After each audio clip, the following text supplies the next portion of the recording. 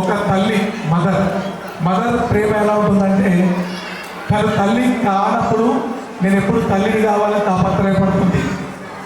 తను బిడ్డకు జన్మనిచ్చిన తర్వాత ప్రపంచంలో ఎవరికి లేనంత ఆనందం ఆ తల్లి ఆ బిడ్డను చూసి ముచ్చిపోతుంది. ఆ బిడ్డ పెరుగుతూ ఉంటే, ఇంట్లో తిరుగుతూ ఉంటే తండ్రి మనసు పరవశంతో పులకరించిపోతుంది. కానీ వాళ్ళిద్దరు కలిసి చేయి తీసుకొని నీకు ఒక గురువుని తీసుకొస్తా, నీకు ఒక గురువుని చూపిస్తా అని చెప్పి ఒక స్కూల్కు తీసుకొచ్చి ఒక గురువుని చూపించిన తర్వాత ఆ గురువు ఆ తండ్రిని తల్లిని మరిపించే విధంగా ఎవరైతే తయారు చేస్తారో ఆ గురువుకు ఆ స్టూడెంట్ యొక్క నడవడిక, ప్రవర్తన, అతని తీరు, అతని డిసిప్లిన్ చూసి ఆ యొక్క టీచర్ మనసు ఉప్పొంగిపోతుంది. కన్న ప్రేమ తల్లి తండ్రి అయితే పెంచిన ప్రేమ, పోషించిన ప్రేమ మాదిగా పెంచిన ప్రేమ మాత్రమే. వాళ్ళని ఎలా నడవాలి, ఎలా మనసులుకోవాలి, పేరెంట్స్తో ఎలా ఉండాలి, సమాజంలో ఎలా ఉండాలి అని నేర్పించేది ఒక విద్యాలయం. మార్కులతో కొలిచేది విద్య కాదు, మార్కులు కులమానం కాదు. ఎవరైనా మీరు మార్కులు కులమానం అంటే మీరు యాక్సెప్ట్ చేయకూడదు. ఒక స్టూడెంట్ అన్ని రంగాల్లో ఒక స్టూడెంట్ అభివృద్ధి చెందినప్పుడు మాత్రమే ఆ స్టూడెంట్ ఒక వికాసం బయటకు వస్తుంది. అంటే ఒక చదువులోనే మా అబ్బాయికి మార్కు రాలేదు, మీ అబ్బాయి ఇంకొక సబ్జెక్ట్లో మంచి పాటలు పాడగలవచ్చు, మంచి డ్యాన్స్ చేయగలడు, కరాటే చేయగలడు. ఒక ఉద్యోగం రానటువంటి వ్యక్తి సమాజంలో ఒక పెద్ద వ్యాపారస్తుడు కాగలడు, ఒక ఇండస్ట్రియలిస్ట్ కాగలడు. చదువు సంస్కారాన్ని నేర్పియాలి తప్ప ఉద్యోగం కొరకు చదువు కాదని చెప్పి మీ అందరికీ నేను తెలియజేస్తున్నాను. మరి ఈరోజు బ్రిలియంట్ మోడల్ స్కూల్లో నమ్మకంతో చేర్పించినటువంటి మీకు మీ పిల్లలకి అన్ని రంగాల్లో నేర్పించాలన్నటువంటి మా ఆకాంక్ష నెరవేరుస్తామని చెప్పి మీకు తెలియజేస్తున్నాము.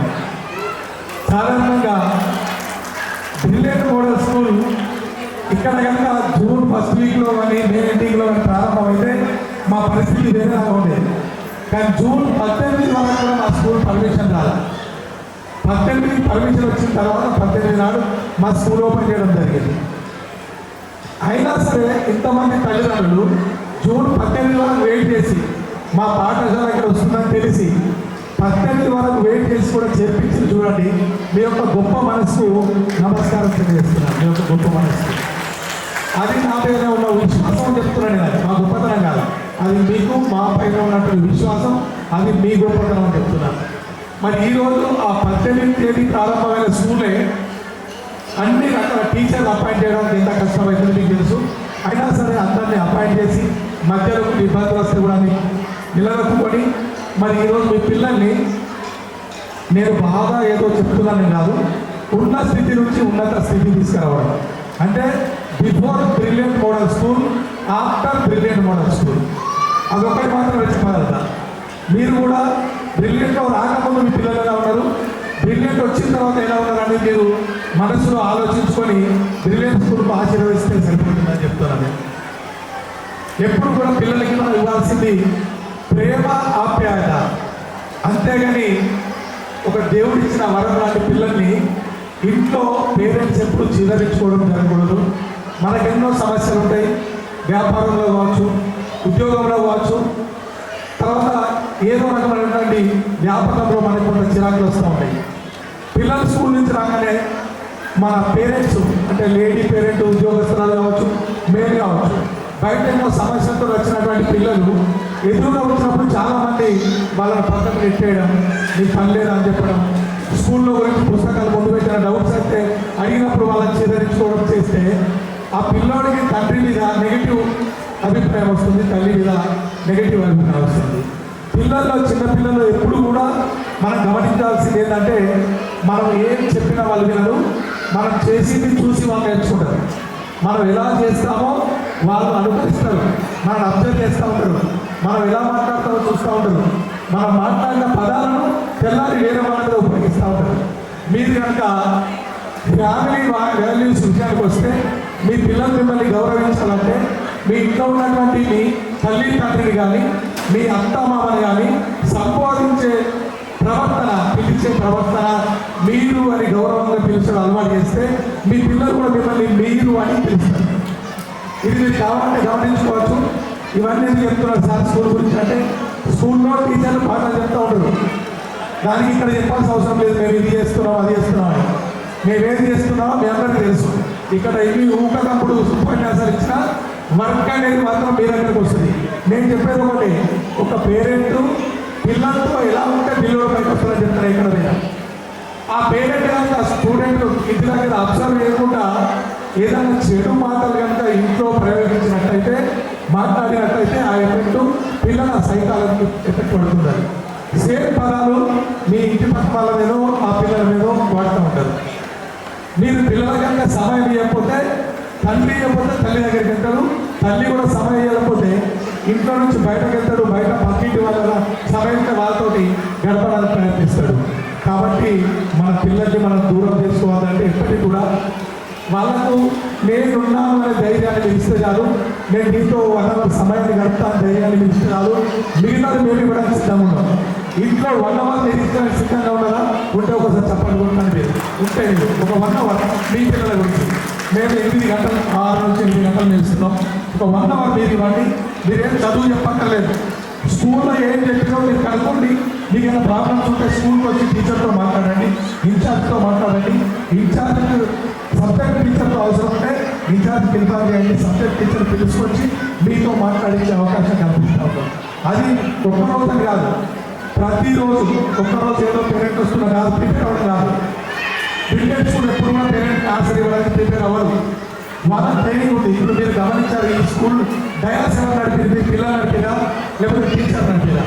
నేను ఒక స్కూల్లో అయింది ఫంక్షన్ పక్కనే మనకు 10 కిలోమీటర్ల దూరంలో ఒక స్కూల్లో అయింది. ఆ హైదరాబాద్ నుంచి 45,000 డబ్బులు ఇచ్చి యాంకర్ తీసుకొచ్చుకున్నారు. 45,000 రూపాయలు యాంకరింగ్ చేయడానికి. మన స్కూల్లో 31 సంవత్సరాల్లో టీచర్ కూడా డ్యాన్స్ ఎక్కిన చరిత్ర లేదు. మీ పిల్లలు మమ్మల్ని రిసీవ్ చేయడం, గెస్ట్ రిసీవ్ చేయడం, గెస్ట్ డ్యాన్స్ని పిలవడం, డ్యాన్స్ పిలవడం, ఇవన్నీ పిల్లలతో నేర్పిస్తున్నాం. ఎందుకంటే వాళ్ళ స్టేజీ ఫియర్ పోవాలి, స్టేజ్ మీద మాట్లాడడానికి భయం పోవాలన్న. క్లాస్ రూమ్లోనే సెమినార్ ఇప్పిస్తున్నాం. మన ప్రయత్నంలో భాగంగా మా దగ్గరికి వచ్చినటువంటి విద్యార్థులను ఒక మట్టి పుట్టలాగా వచ్చిన మాలిక్యంలాగా తయారు చేసేంత కెపాసిటీ మాకు ఉందని చెప్పి నేను మీకు చెప్తున్నాను. అంటే పూర్తిగా చదువు రాని వాళ్ళకు కొంచెం చేయడం, యావరేజ్ వాళ్ళకు క్లెవర్ చేయడం, క్లెవర్ వాళ్ళను ఇంకా క్లెవర్ చేయడం, అంటే ఉన్న స్థితి నుంచి ఉన్నత స్థితికి మార్చడం అనేది బ్రిలియంట్ యొక్క ఆలోచన. అన్నిటికన్నా ముఖ్య విషయం నెక్స్ట్ ఇయర్ మీకు చెప్పాలంటే, మన స్కూల్లో 9th క్లాస్ కూడా ప్రారంభం అవుతుంది. మనకు 9th క్లాస్ ఓపెనింగ్ పర్మిషన్ వచ్చేసింది. మనకు ఎన్ని కష్టాలు వచ్చినా పర్మిషన్ తెచ్చుకోగలిగినాం. ఈరోజు బ్రిలియంట్ స్కూల్కు 9th క్లాస్ పర్మిషన్ ఉంది.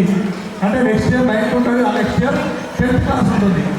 అంటే మీరు ఎవరైనా మీ స్నేహితులకు చెప్పవచ్చు 9th క్లాస్ ఉంది. ఇంకొక అన్నిటికంటే ముఖ్య విషయం, మొబైల్ వాడద్దని నేను చెప్తున్నాను. మీరు అడగచ్చు సార్, మీరు మొబైల్ వాడద్దని చెప్తున్నారు, మళ్ళీ యాప్స్ మొబైల్లో చూడమని చెప్తున్నారని. మొబైల్లో పిల్లల్ని యాప్స్ చూడమని నేను చెప్పడం లేదు.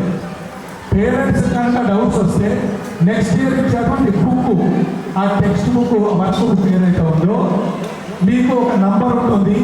ఆ యాప్ కనుక మీ మొబైల్లో ఓపెన్ చేసి 8th క్లాస్ అబ్బాయి 8th క్లాస్ లెసన్ నెంబర్ 7 ఏదో ఒక టాపిక్ ఉంది, ఆ టాపిక్ ఓపెన్ చేసి ఈరోజు నీకు ఈ లెసన్ చెప్పారు కదా, నేను నీకు 5 క్వశ్చన్స్ అడగాలనుకుంటానని చెప్పి నువ్వు స్టూడెంట్ అడిగితే నువ్వు బుక్ తీయాల్సిన పని లేదు. మీ దగ్గర మొబైల్ పెట్టుకొని యాప్ ఓపెన్ చేసి మీకు ఇష్టం ఒక 10 క్వశ్చన్స్ సెలెక్ట్ చేసి ఆ 10 క్వశ్చన్స్ మీ స్టూడెంట్ మీరు అడగవచ్చు. ఎస్ఆర్లో మీకు తెలవాల్సిన అవసరం లేదు, అదే చెప్తుంది. అది ట్రూ ఆర్ ఫాల్స్ అనేది కూడా ఆ యాప్ చెప్తుంది. అందులో ఆన్సర్స్ కూడా ఇవ్వబడతాయి. అంత అడ్వాన్స్ టెక్నాలజీకి నెక్స్ట్ ఇయర్ పిల్లల్ని తీసుకుపోవడానికి సిద్ధంగా ఉన్నాం. ప్రతి క్లాస్లో టచ్ ప్యానల్ బుక్ ఓపెన్ చేస్తే పర్లేదు చేతిలో, ఆ టచ్ ప్యానల్ టచ్ చేస్తే ఈ బుక్ మొత్తం ఆ టచ్ ప్యానల్ ఓపెన్ అవుతుంది. ఈ లెసన్లో ఉన్న బొమ్మలు అక్కడ కనపడితే అక్కడ ఉన్న పాఠ్యాంశం కూడా అక్కడ కనపడుతుంది.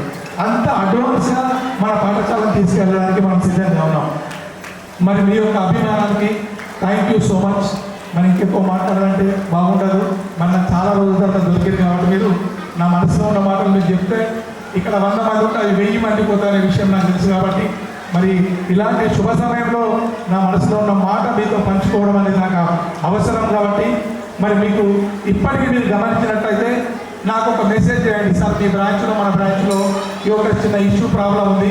My name is this so and so, my child is studying so and so class, this is my problem please sir అని చెప్పి నా నంబరు మెసేజ్ పెట్టండి. ఫోన్ మాత్రం ఎత్తాను, నేను ఫోన్ ఎత్తడం జరగదు కానీ 9440055887 నేను ఫోన్ నెంబర్ చెప్తున్నా, ఫోన్ మాత్రం ఎత్తాను, మెసేజ్ పెడితే మాత్రం చూస్తాను. ఆ మెసేజ్ చూసి ఆ ప్రాబ్లం ఏందో వీళ్ళకు ఫోన్ చేసి కూడా తెలుసుకునే రోజులు ఉన్నాయి. ఇక ముందు కూడా నేను మీకు ఎప్పుడు వెళ్ళ అందుబాటులో ఉంటానని చెప్పి నేను మీకు ప్రామిస్ చేస్తున్నా. సెకండరీ ఏ చైర్మన్ కూడా ఏ ఫంక్షన్స్కి రాడు, టీచర్లకు సాలరీ ఇవ్వడం, వాళ్ళు ఫీజులు కలెక్ట్ చేసుకోవడం, పేరెంట్కి ఏదో అవసరం ఉందని వాళ్ళకి అవసరం ఉన్నది.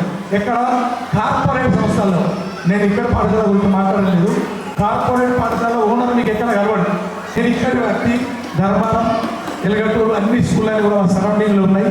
మీకు ఎలాంటి అవసరాలున్న స్కూళ్ళు దినదినాభివృద్ధి తీసుకెళ్ళడానికి ప్రయత్నం చేస్తానని మాట ఇస్తున్నాను. మీ అందరి సహకారం కూడా ఎలా నాకు ఉండాలని చెప్పి కోరుకుంటున్నాను.